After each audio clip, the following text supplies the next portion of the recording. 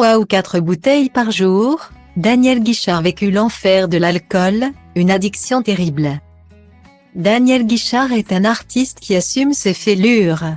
Fêtant ce 21 novembre 2022 ses 74 ans, l'homme a surmonté de nombreuses épreuves qui ont nourri ses chansons mais auraient aussi pu faire basculer sa vie.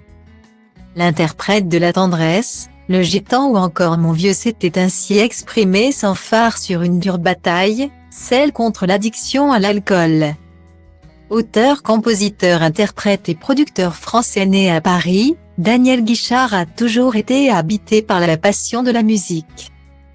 Grandissant au cœur des Halles, il a perdu son père à l'âge de 15 ans et a dû travailler parallèlement à ses premiers pas dans la musique pour subvenir à ses besoins. Lui qui a quitté le lycée en première. Au début des années 1970, le succès lui a tendu les bras et il a fait le bonheur du public sur scène. Là où il peut être à leur rencontre. Cependant, sa vie a oscillé entre bonheur professionnel. Famille, il est père de 7 enfants, et lutte contre les démons. Style Diva place Hold A1 et A1, 8 300 px, minimum et 250 px, at media screen end, minimum 8 990 px, div. A place Hold A1 et A1, 8 620 px, minimum et 350 px, style. En 2015 et alors qu'il était prêt à reprendre la route et à aller à la rencontre de son public, Daniel Guichard s'était épanché sur son alcoolisme dans les pages d'Ici Paris, j'ai été accro au whisky, coca et à la cigarette.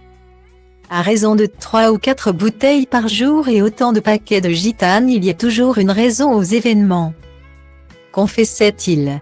Des addictions qui ont pour origine ces longues tournées, il lui arrivait parfois de faire 200 concerts par an.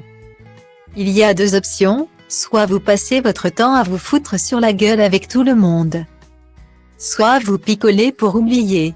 Mais bon, c'est fini depuis 30 ans, tout ça, expliquait-il ensuite. Des difficultés qui sont loin pour celui qui a bâti une relation solide avec Christine et qui se ravit que sa progéniture ait réussi à s'en sortir. Malgré les épreuves de la vie, les choses se sont passées comme elles devaient se passer. Et si elles s'étaient déroulées autrement, je ne serais pas où j'en suis, ni qui je suis, avouait-il à Ici Paris il y a 7 ans.